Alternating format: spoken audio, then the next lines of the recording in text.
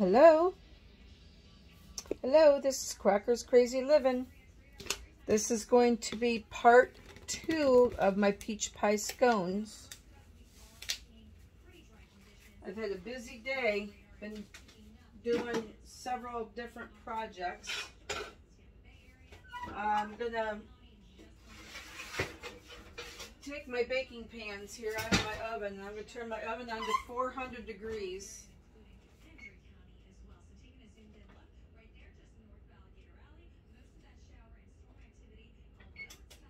Get my oven preheated. I need a mixing bowl. Let me see what I can put my peaches in, because I really need that bowl that the peaches are in. Heck. Let me get my other bowl.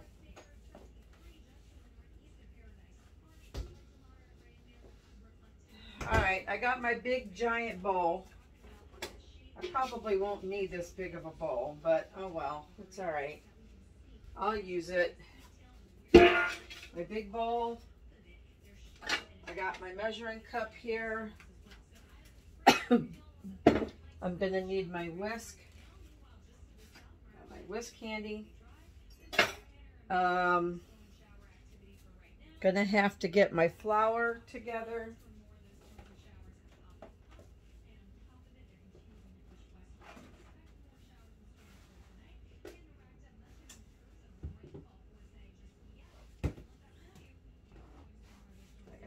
All-purpose flour here.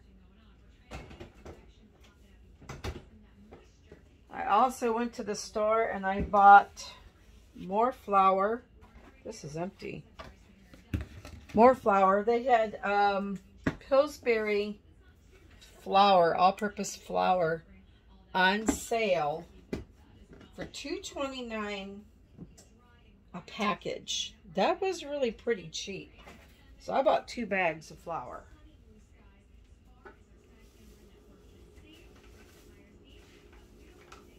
That was actually half off the regular price because it was $4.49. It was $4.49 for this bag of flour on a normal day. And then today, let me just double check my receipt.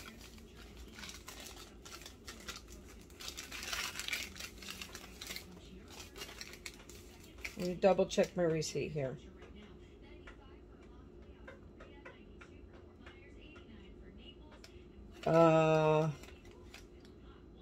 It actually did not even show that. And when I read the sign for the flour, it said 5 pounds Pillsbury flour, which is what I grabbed. Well, it doesn't say I had it on sale. It says I paid $8.98 for 2 packages of flour. So either they had the wrong sign in the wrong spot. I should have followed up on that because I don't like it when they do that. They have to give me that price. But it doesn't really matter now. But I tried to read signs. You know, be very careful when you're reading signs in the grocery store for things that look like, that appear to be on sale. Because apparently that sign was either not the right brand or it wasn't the right package or something. Because it did not give me that $2.29 off on $2.29 for that. Oh, I hate that. I thought I was getting a real deal. Anyways. Alright, I got my big bowl here. This recipe for peach pie scones, I've never made this particular scone. I got this off my Pinterest page. I did get this off my Pinterest page because sometimes I think I get recipes off there and I didn't. I get them off the internet. But this one I looked up for on my page because I knew that I had saved it previously, because there was a time where I was making tons of different kinds of scones. And I was just saving all the scone recipes that I could find that looked really good. This one is a peach pie scone with vanilla glaze. And so it takes flour, brown sugar, baking powder, salt, cold butter cut into cubes, ½ cup, 1 egg, whipping cream, sour cream, vanilla, and peaches.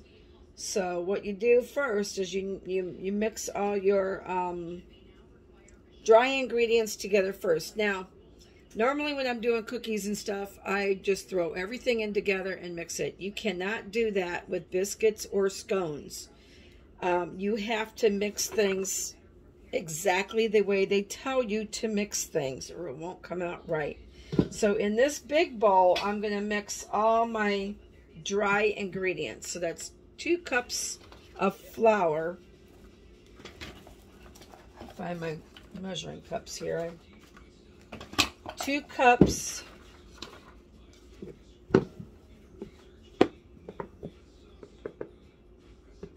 one. I'm just going to pour this bag into my container. And pour this flour right in there. I could have got a 10-pound bag of gold medal down at BJ's for $3 and some change, because that's what I paid last time. I better pay attention to signs, because that really upsets me now. 2 cups. I know my face is in the way. 2 cups plus 2 tablespoons of flour. 2 cups plus 2 tablespoons. 1, 2. All right, let me pour the rest of my flour in here and get this thing out of my way.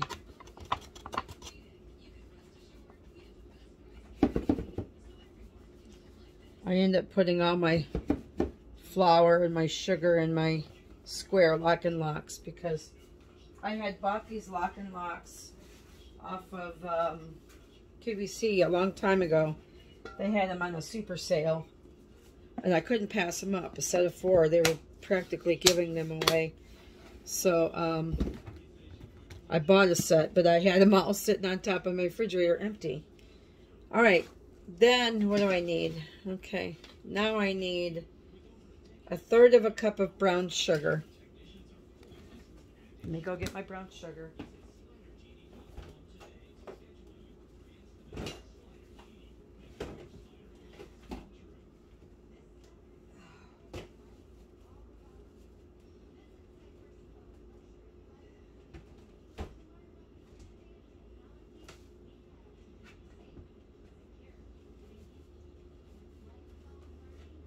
And actually, by using my lock and lock for my flour, it freed up a different container for me to use for my dark brown sugar, because now I have light brown sugar and dark brown sugar. 1/3 cup of brown sugar.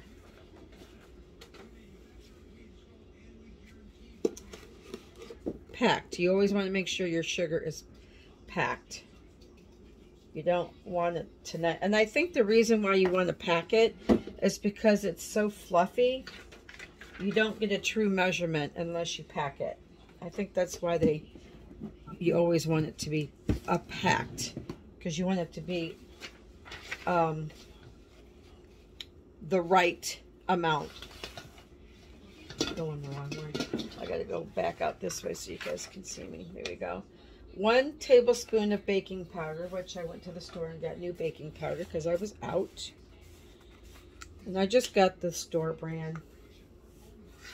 I mean, I really like the name brand ones, but I don't think there's a difference in baking powder, except for the fact that this one does not have the little metal thing here where you can scrape it and level it at the same time. I didn't think of that. 1 tablespoon of baking powder, because now I gotta just tap it and get it level. But the other one has that metal thing in there. You scoop it and you scrape it along there, and it actually levels it off right for you. All right, baking powder. 1/2 teaspoon of salt. Get my salt.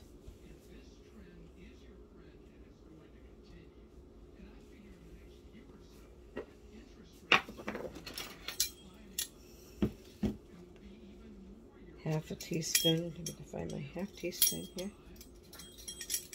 All right, half a teaspoon of salt. Yep, that's just regular table salt. I bought a big box of it down at BJ's because you get a lot in the box. All right, so I want to mix these together, and I'm just kind of mixing them with my fingers.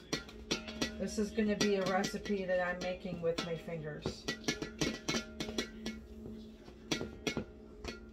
All right, then what you want to do is you need half a cup of butter, cubed and cold.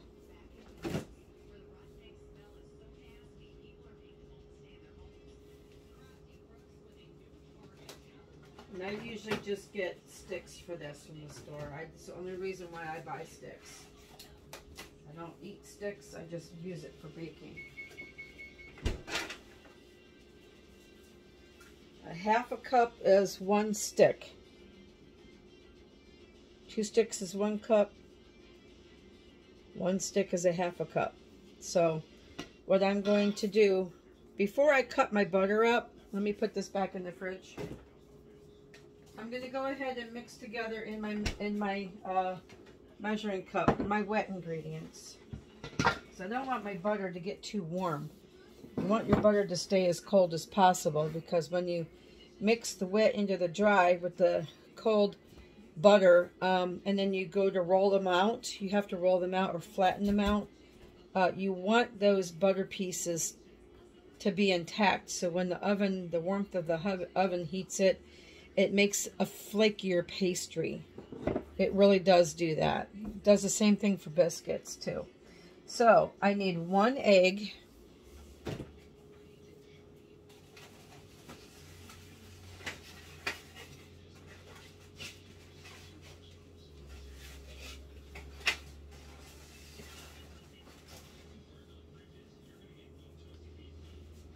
One egg I'm going to crack into my measuring cup here.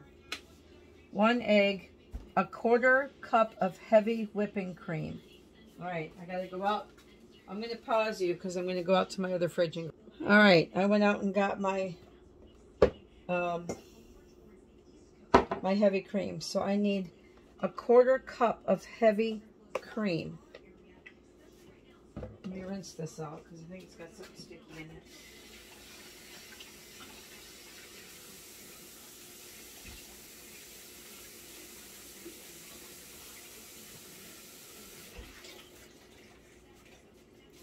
All right, 1/4 cup of heavy cream.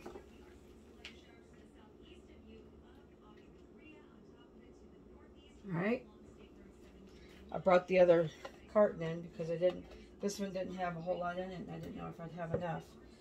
All right, so I have 1/4 cup of heavy whipping cream. I need 1/4 cup of sour cream.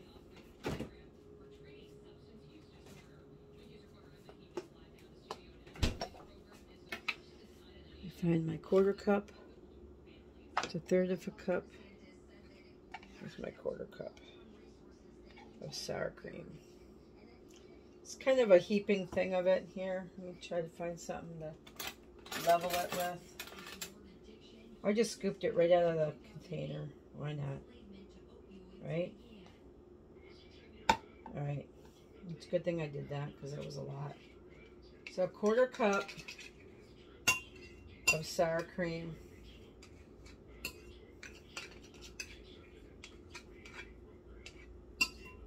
All right.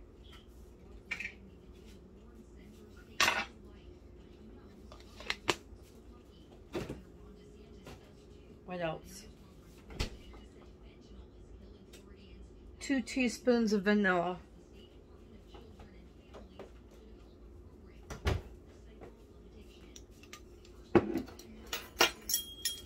Homemade vanilla. 2 teaspoons.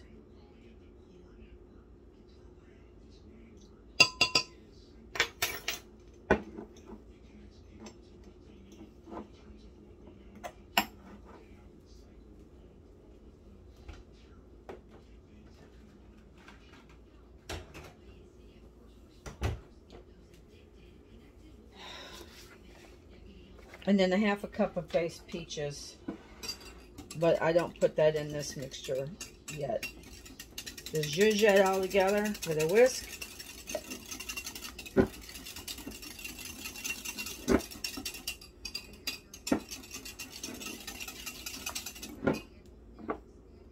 Make sure I get all that cream out of there.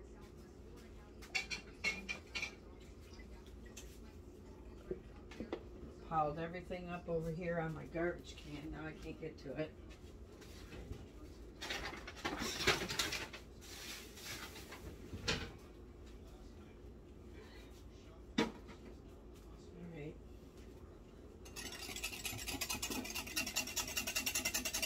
All right, that's ready. Now I need to bring back my dry.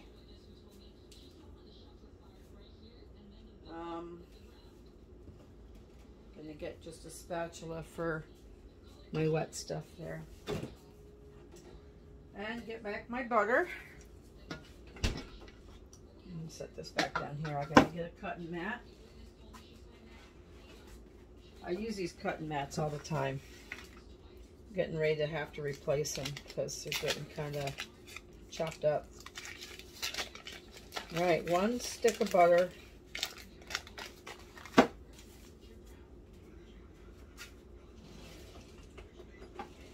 I'm going to cut this up into smaller chunks so it's easier to cut into my flour. And butter doesn't take long to melt to the warmth of your hands.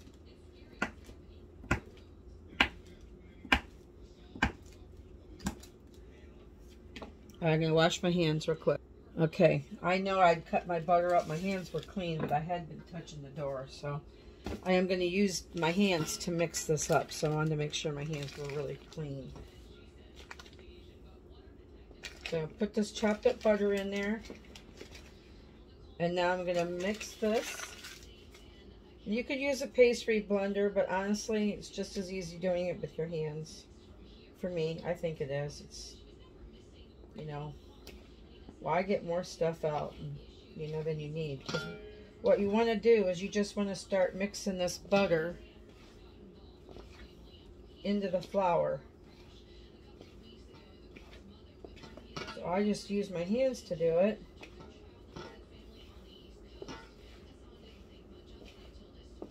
As my hands will warm up that butter, and it'll make it crumble up better in the flour. And it's just as fast and easy doing it this way as it is trying to use a pastry blender. Some people use those pastry blenders continuously. I use my hands because what did they do in the Western Pioneer Day, or yet before that, without a pastry blender? They used their hands, you know? They used the tools that God already gave them.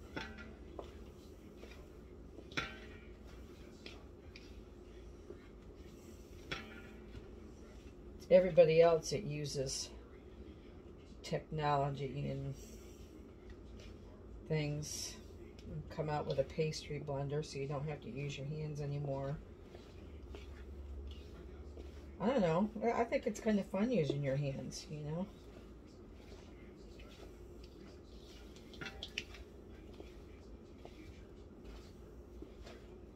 Just takes a little bit of time breaking that butter up and trying to get the right consistency of butter into your flour. That's what you're doing. You just want this flour to incorporate with that butter.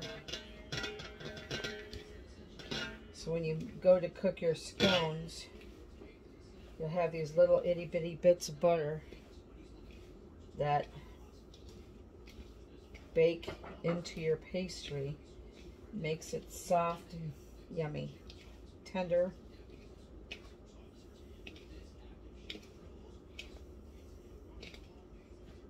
All right, see how that's kind of starting to resemble some crumbs, coarse crumbs a little bit.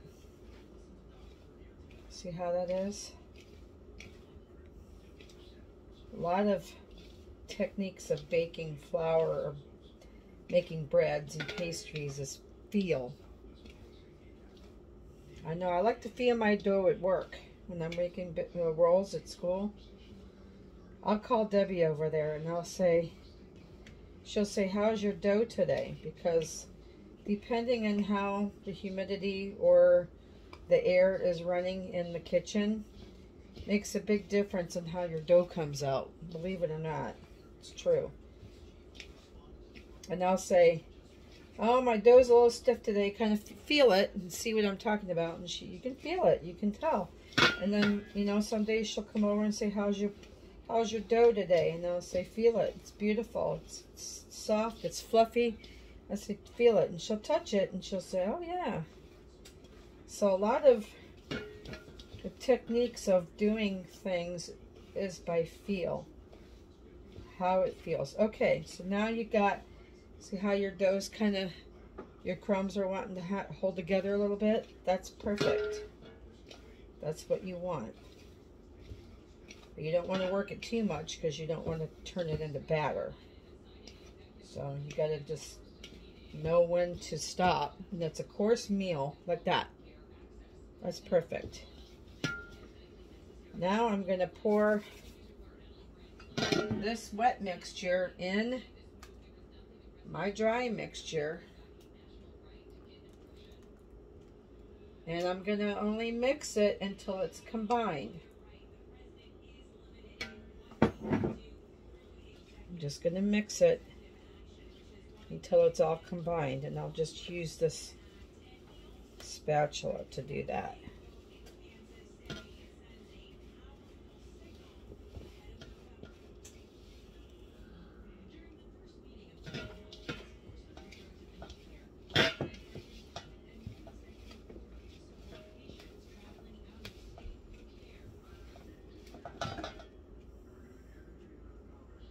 Alright, get the dough off my fingers.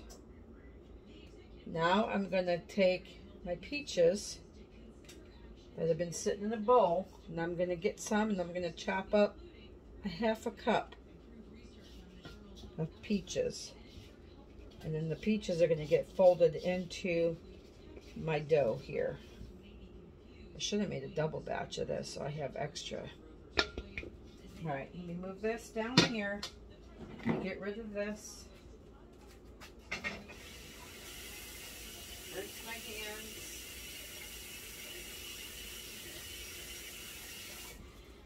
I'm going to get some peaches. I'm going to find my other bowl. Rinse out my other cup.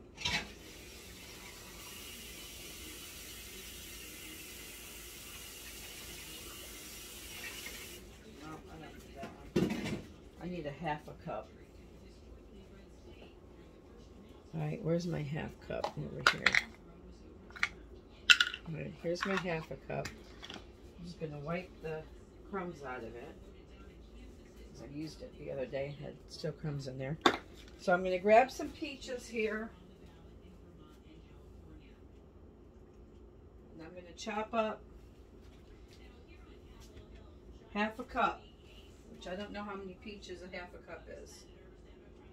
I'm just going to grab some.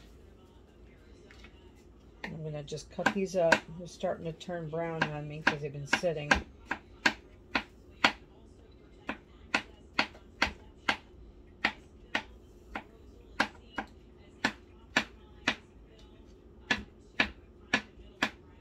Should just mash them with my hands. Honestly, it'd probably be easier.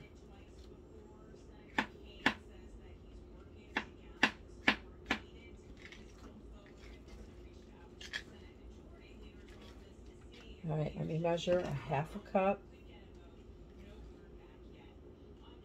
Yeah, I measured too much, of course.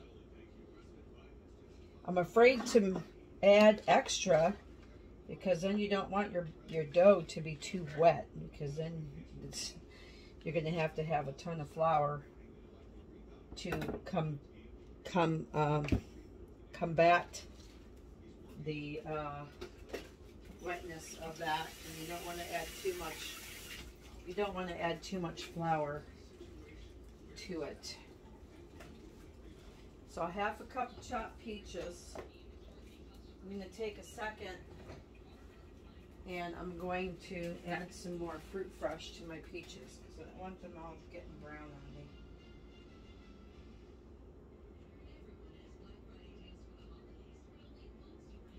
I'm going to make peach jam tonight because these peaches, if I try to put them in the fridge overnight, it's going to be brown mush tomorrow. So that won't be good. So I need to get them jarred up too tonight. All right, I'm going to get my great big, this is my big cutting board. Big cutting board that I use for a lot of projects. I'm going to put more flour on there. I'm going to get my flour back out.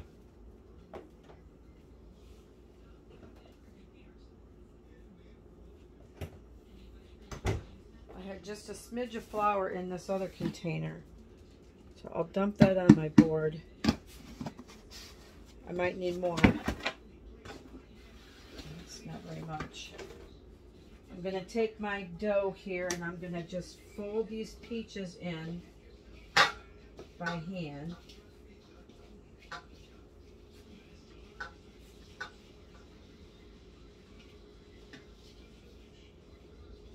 Just kind of bring this dough together so it's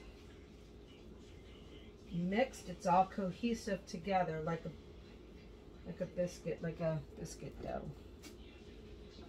You know, come all together in a big pile, big ball.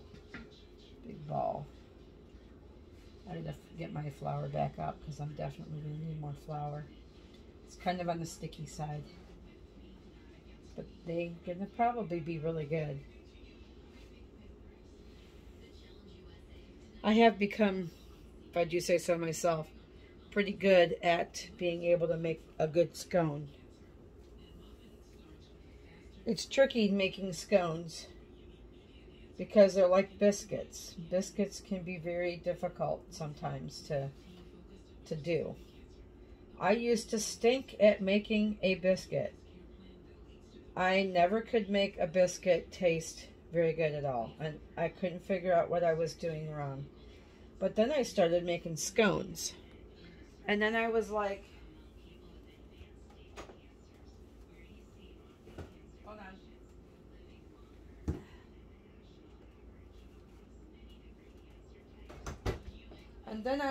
well, how come I can make a scone so good, but I can't make a biscuit? It's the exact same concept of making a biscuit as making a scone. The exact same thing. And I'm like, why can't I make a biscuit, but I can make a scone? I couldn't figure that out. And then I'm like, what am I doing wrong with the biscuit? A scone is essentially a biscuit with other kinds of flavorings in it. It could be fruit.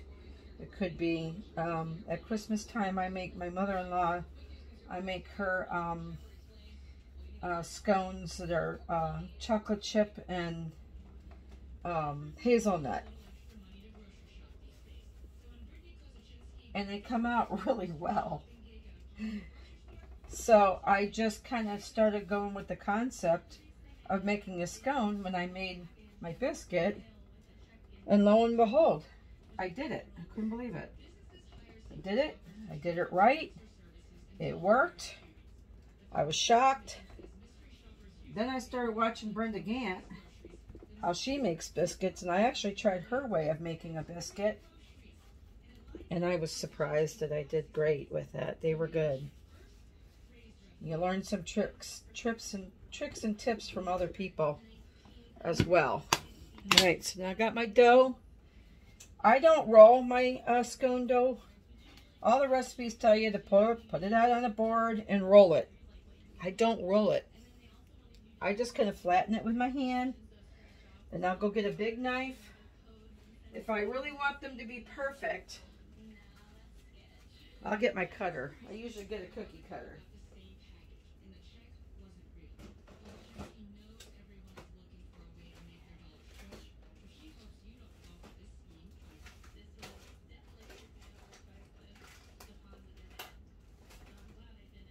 I know when I do my scones at Christmas, I want my scones to be perfectly the right size. So I'll use a cutter and I'll cut them.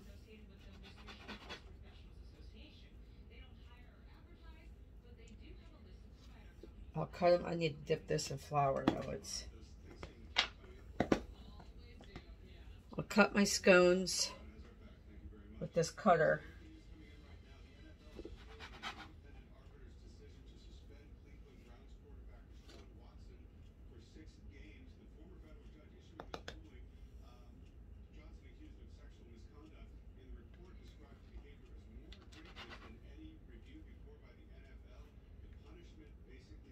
I don't make giant scones like you see in the big bakeries.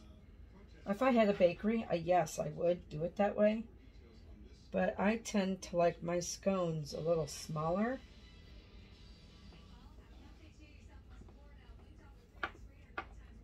So I'll show you. I mean, if you're paying top dollar for a big scone at a bakery or a coffee shop, then you want your scone to be big. You know, you want that. You're paying for that. But when I make my homemade scones, I just kind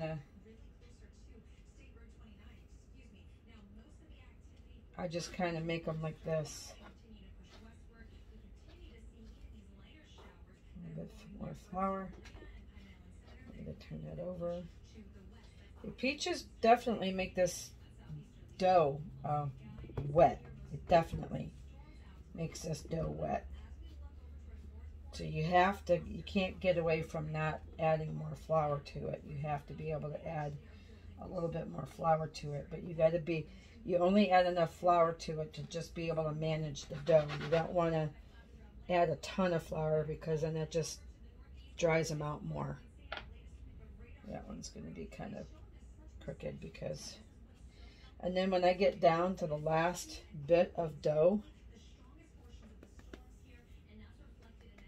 I just kind of make it like a rustic one. I kind of just pat it out like that and be done with it. So now what I do with my scone, that I've got them like this, I cut them diagonally.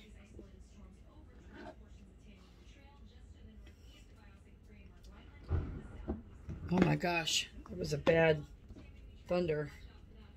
I'm dusting my knife and I am cutting my scone diagonally. I don't know if you can see what I'm doing. Cutting them diagonal.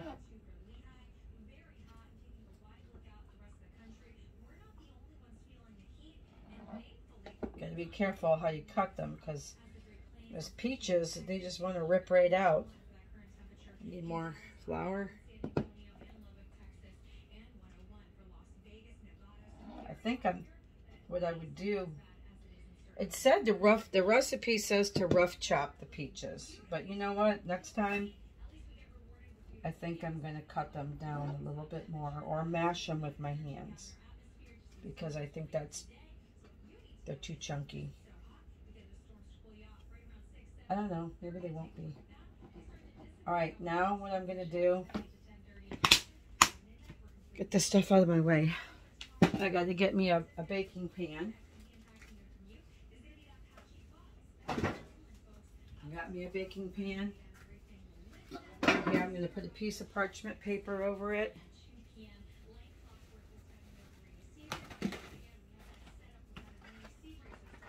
Oh, I'm running out of parchment paper.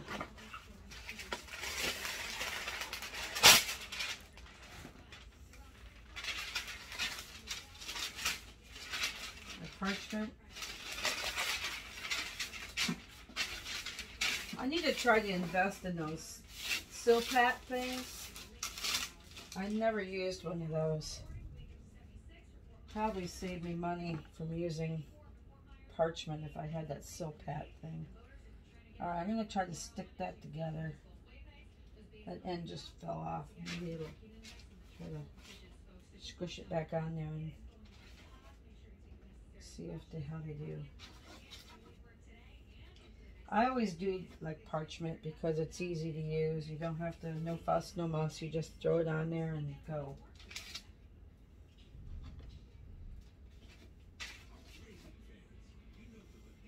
So see, that makes a nice size scone.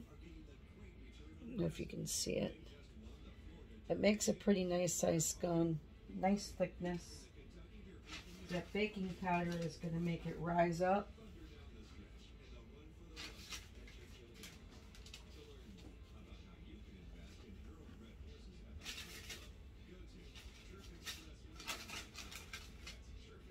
Put this one.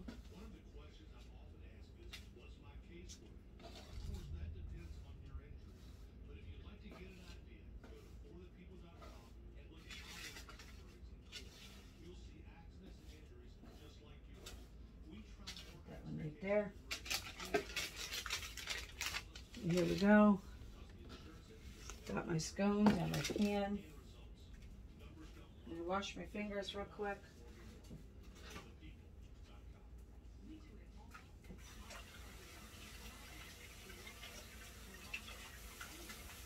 All this dough off my hands.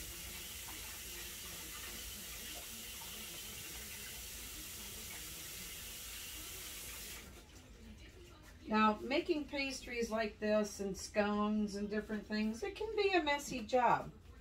I'm messy as it is just by myself. But I'm just going to pour a little bit of this cream that I have left in this container in here. I'm going to find my pastry brush. Where did I do my pastry brush? I need to get another one of these. This is a silicone pastry brush I got from my Pampered Chef party. I use it for everything, so I do need to get me a couple more of these because I should have one. I mean, I use it for barbecue sauce. I use it for... Sadie, what are you doing? Huh? Look back there. I use it for my barbecue sauce. I use it for, you know, putting butter on stuff. This recipe called for putting cream on top of these scones. I've used melted butter. I've put egg wash on them. I've never seen cream before. Putting cream on the scones on top before you bake them. I never have. Now my scones that I make with the chocolate chip and the hazelnut, I'll put a little bit of egg wash on top. And then I will, I'll put a little egg wash on top, and then I'll sprinkle it with some raw sugar, or that turbinado sugar. All turbinado sugar is crystallized sugar. It's crystals. It's not like granulated. It's crystals. Fancy word for raw sugar, basically. I'm not going to do that with these because this recipe calls for that vanilla glaze. So the vanilla glaze is heavy whipping cream, powdered sugar, and vanilla. And that's what I'm going to put on these after they're done baking. So just trying to stick these ones that broke together, back together again. You can glue stuff back together with cream or whatnot. Hopefully that'll stay together. All right, these are going to go in a 400-degree oven for 16 to 18 minutes. So what I will do is I will start my timer at 16 minutes and then we go from there. I never, rule of thumb for me, if it says 16 to 18, I never go jump to 18. I always go with the lowest number first, check them out when the buzzer goes off, and then go forward from there. So that's what I am going to do.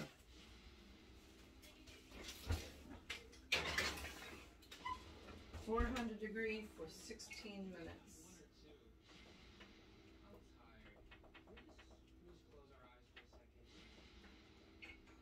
Okay.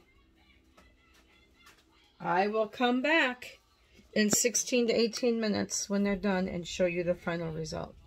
I'll see you soon. Okay, here we are. They took exactly 16 minutes to bake. I think they look beautiful. I mean, to me, that's the perfect size scone. 2 of those with your coffee and you're good, you know? You don't need a big old huge scone. 2 of these equal 1 anyway. But this is the way I like them. See? Now perfectly golden brown on the bottom. Perfectly golden brown on the bottom. Some of them are lighter than others. That's the way I like them. 18 minutes? That would have been way too long. That's why I start with the minimum. But they look great. They smell good. Here's that one that was like a biscuit. Because you can make your scones any shape you want. You can make them in round circles like a biscuit. You can make them in triangles. You can do squares. You can do anything that you want. I like the triangles because for me, that says a scone right there. That says scone. But you can make them any way you want. Any shape. You could even do probably a drop. I doubt you could do a drop. They really want you to pad it out and then cut them. But that's a nice little one. It looks like a biscuit. So while I was baking these and I had everything dirty, I just decided to knock out another batch. So this one made 2, 4, 6, 8, 10, 12, 14, 15 scones. I probably could have got 2 out of that. And my other one, I think, my other batch, I think I actually got like 20. 2, 4, 6, 8, 10, 12, 14, 15. I don't know how many I got. Well, it's going to be ready in 8 minutes. Let me count them real quick.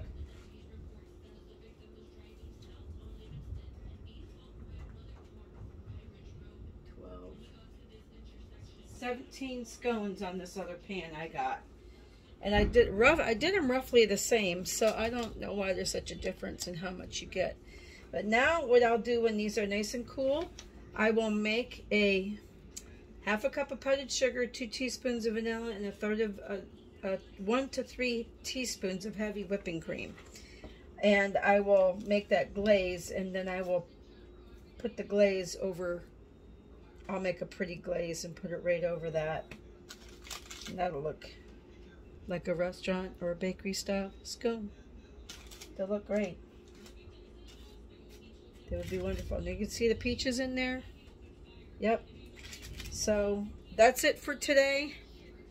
I will probably take a picture of the final product and post it on Facebook, because I can't post pictures here for some reason. I can't figure that out, of the final product. And I'll probably share this video with Facebook. So anyway, have a wonderful night. And tomorrow I'm going to be busy. I guess Friday is going to be my last day. I have to get this jam done, and I really wanted to make a video on how to do the jam, because I have my jam only on Facebook. I don't have it here on YouTube. But if I don't get a chance to do that, then oh well. But I might still do it tonight when I have to babysit in an hour just for a little while, because they're going to a meeting. And when I get back, I'll probably do another video and get some of this jam done. I got to do something with this jam. So anyway, have a wonderful night. Please subscribe to my page if you have not. If you enjoy my videos, please give me a thumbs up. And ring the bell if you like my page, and then they will remind you when I post a video. Have a wonderful night. Thank you so much for watching. God bless y'all. And I'll see you next time on Crocker's Crazy Living. Good night.